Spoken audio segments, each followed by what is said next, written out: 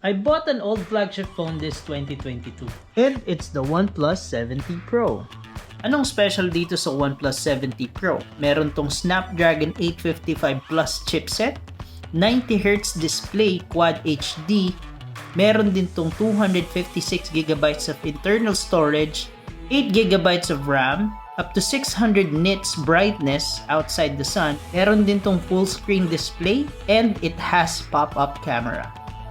Alright, so this is the low light camera ng OnePlus 70 Pro side by side with the iPhone 13 Pro Max. It is crisp, less noise, responsive, and very clear. Gawa yan ng Oxygen OS na na-improve ng OnePlus throughout these years. Wow! For the speakers naman, it is Dolby Atmos supported. So yung sound niya is just like this.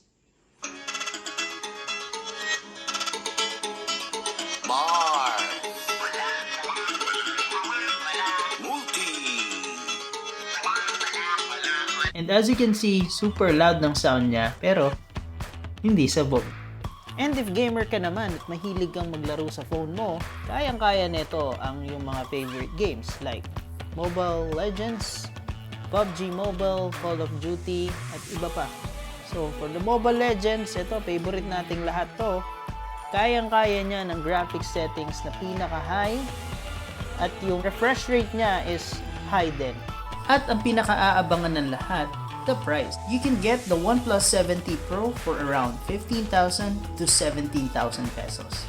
Makikita nyo sa Facebook Marketplace, o kung hindi naman, you can check it out sa Lazada, sa Shopee, at marami pang stores. And right now, gamit natin yung 4K 60 frames per second ng OnePlus 70 Pro with great lighting and an external microphone.